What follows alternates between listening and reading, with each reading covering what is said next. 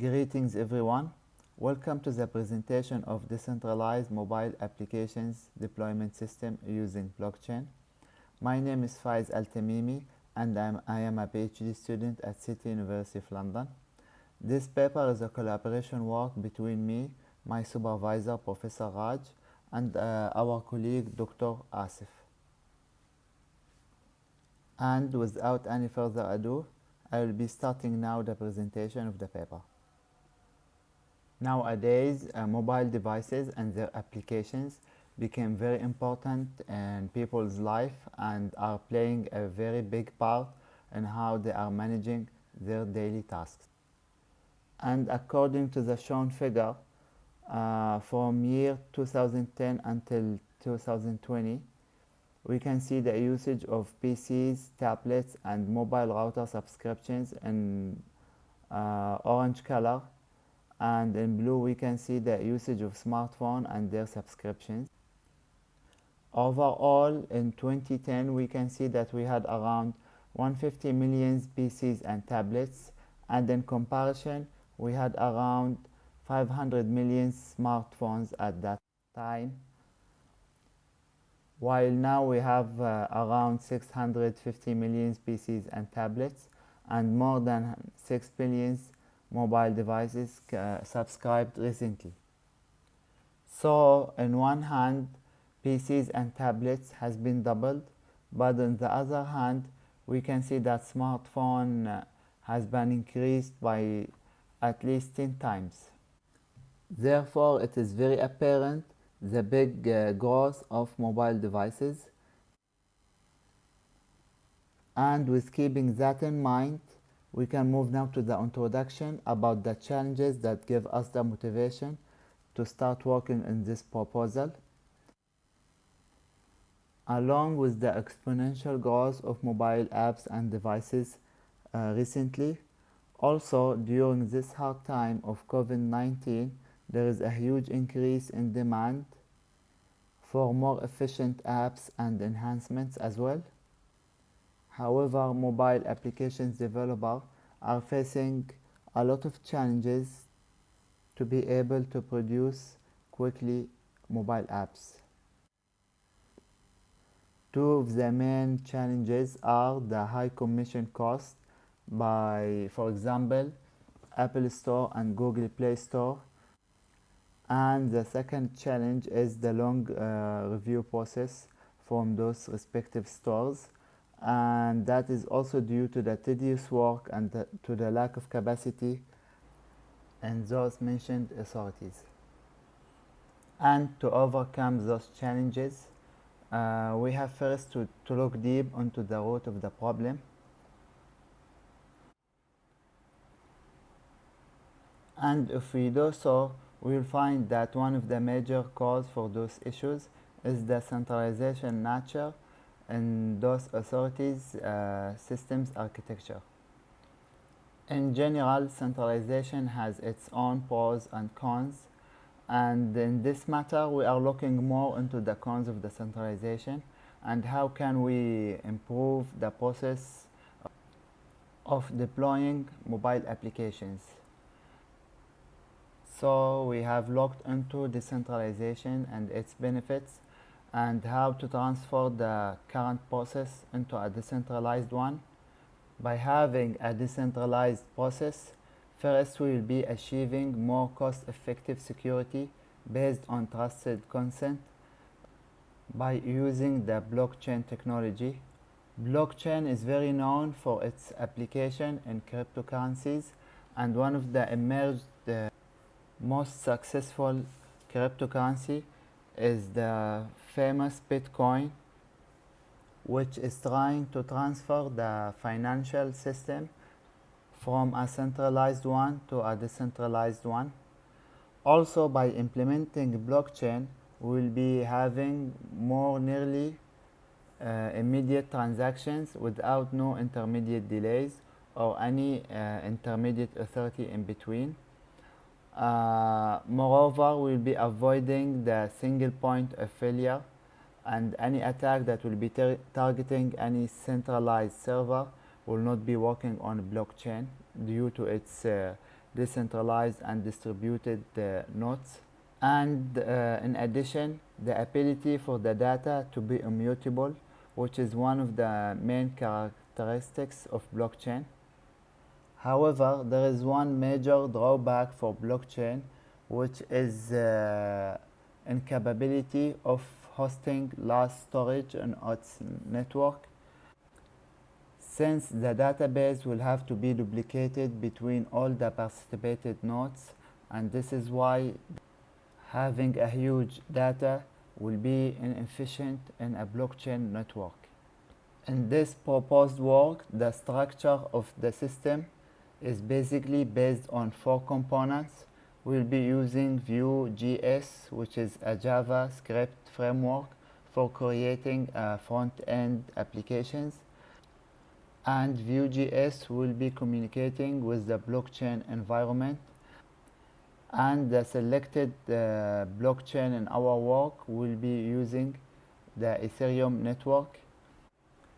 And to overcome the storage problem while trying to keep decentralization manner in our work and to be consistent in creating a decentralized system, we will be using the IPFS for storing the files of the apps. IPFS stands for Interplanetary File System, where files will be stored on different nodes, and the connection between the nodes will be based on peer-to-peer network. And last and not least, we'll be using a database in the back end to be storing the recorded results of the test of the proposed work to be used in the conclusion at the end. The most important component in this structure is the blockchain, and in this proposed work we are using the Ethereum blockchain network. Ethereum blockchain network is considered to be a second generation of blockchain, since its capability of creating smart contract in its network. A smart contract is considered to be a decentralized application distributed between all the nodes to perform program tasks and transactions.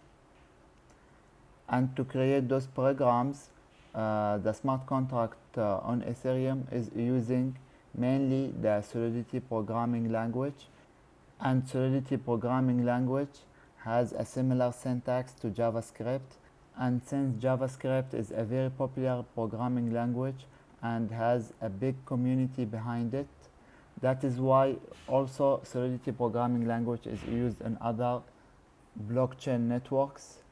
And a lot of developers find it easy to be learned, and this is why it's the most popular programming language on blockchain networks.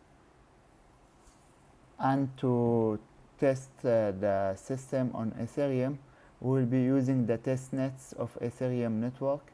Ethereum has many testnets on its network, and this gives us the ability to test the proposed work without the need to use the main net, because using the main net of Ethereum requires using Ether, which is the currency used on the Ethereum network, and it is not really practical to use real Ether.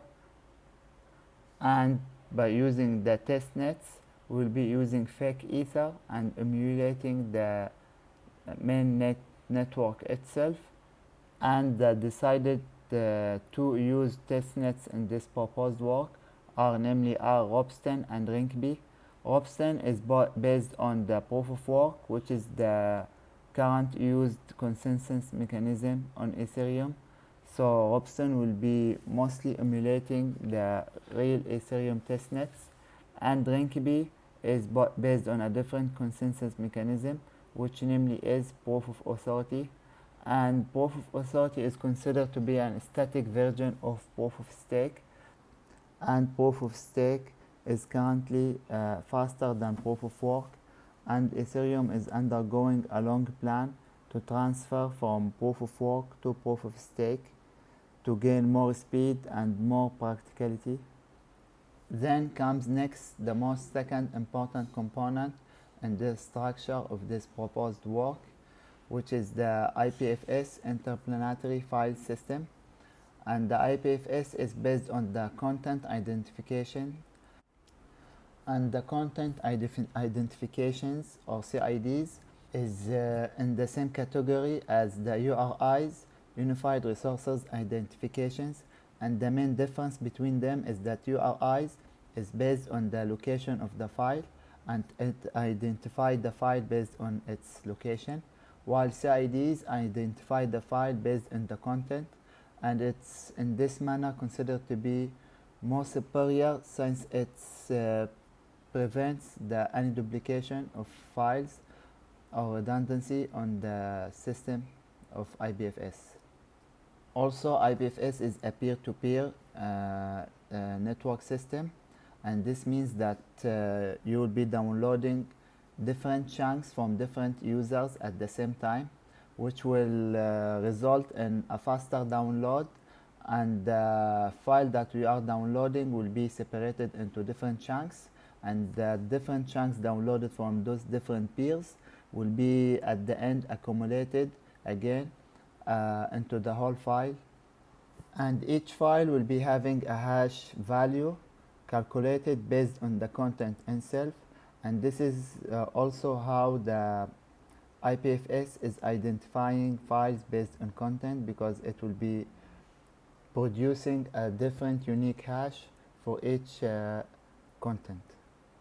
And if an already existing file will be added again to the IPFS, then the added file will produce an existing hash already, and therefore the file will not be added twice, and the hash will be used like a pointer to point to the content of the file.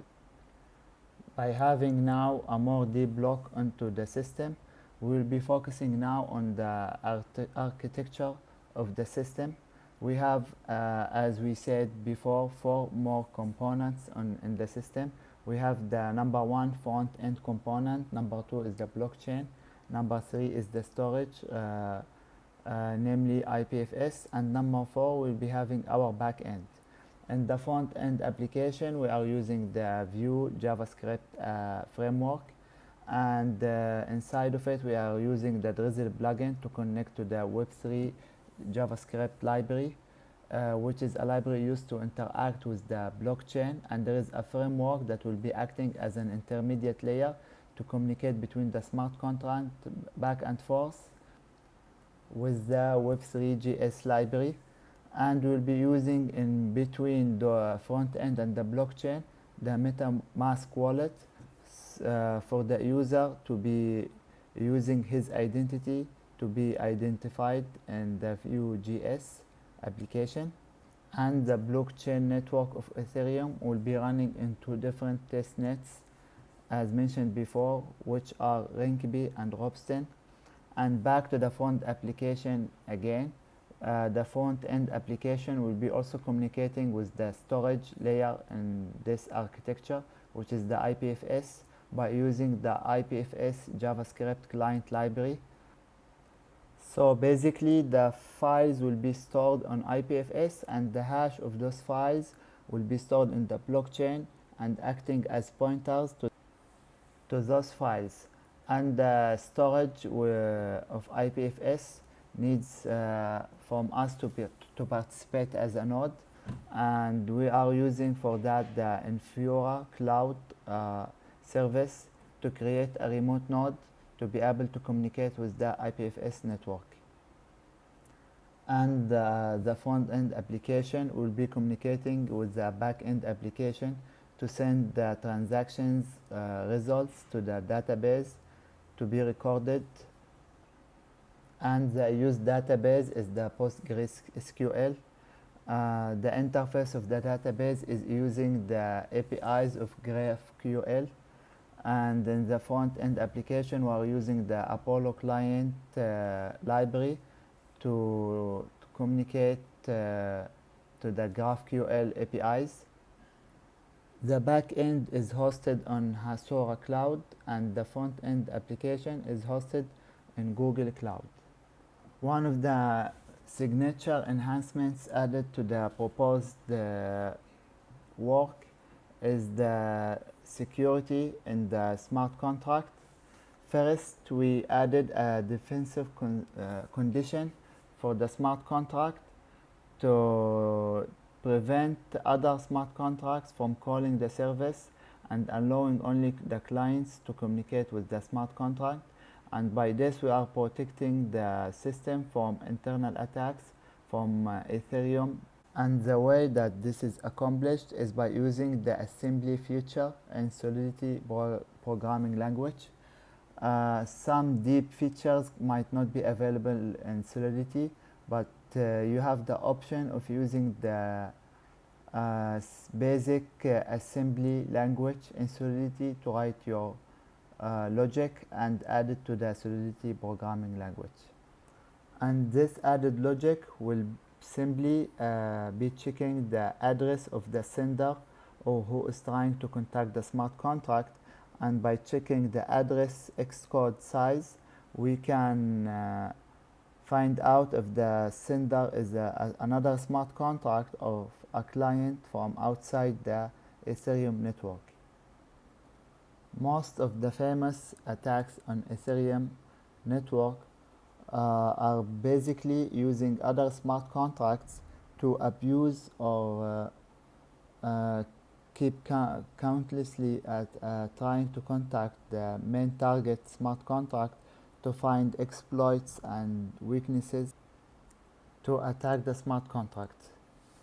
Also, there is another second protection mechanism added to the smart contract, which is the transactions control, in a sense of that a user can only do one transaction at a time, and the way this is achieved is by adding a modifier to the smart contract to lock the user while he is doing one transaction, and after the transaction is performed, the lockout flag will be reset to false again, so the user can start doing another transaction, and the process of the lockout will keep repeating. The users who will be using the system are divided into 3 roles. The first role will be the admin, and he will be the smart contract owner based on his address on the Ethereum blockchain. The second role will be the sub-admins, and they will be resembling, in a sense, the joint authorities of application stores. And the last rules or type of users will be the customers and the applications developer using the system. The system is in production now and is deployed in Google Cloud. Since we have 2 different test nets, we have 2 different applications. The first application will be using the Ropsten testnet of Ethereum, and the second application will be using the Rinkeby.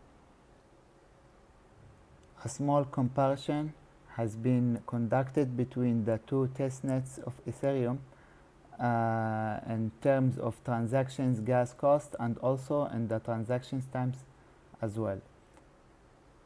As you can see from the 2 shown tables and from the 10 diagrams, basically we have 5 types of different logics in the application. The first one is the logic of adding apps and the logic of adding a version for each app, and the logic of editing an existing app, also the logic of deleting one version, and lastly the logic of deleting one whole app. Although the results of those 2 testnets were somehow similar, overall in terms of transactions time, Rinkeby was a little faster than the Ropsten testnet, and also in the terms of gas cost, Rinkeby had a less cost than the Ropsten testnet. The options for any future possible work will be: first, zero knowledge proof can be implemented in the proposed work to preserve revealing unnecessary private information about the content of the app. Also, an automated malicious code detection component can be added to scan apps for viruses or any kind of malicious code inside of them. Furthermore, a unified system can be used for the apps stored in IPFS to be used across all kind of platforms, and up till now the most fitting technology to be used on all kind of systems, Android, iOS, Windows and Linux, is the web apps technology, and specifically the progressive web apps. Moreover, a more flexible modern authentication tool can be adopted in the system, like the JART authentication used in servers and web applications. Also, since blockchain is a special case of a distributed ledger technology, a change can happen from a blockchain to a more generic distributed ledger technology like Tangle and Hydra Hashgraph to add different qualities to the system. And machine learning can be used to enhance the automation of the process of the proposed work. Thank you all for attending and listening, and feel free to ask any question and I will do my best to answer those questions.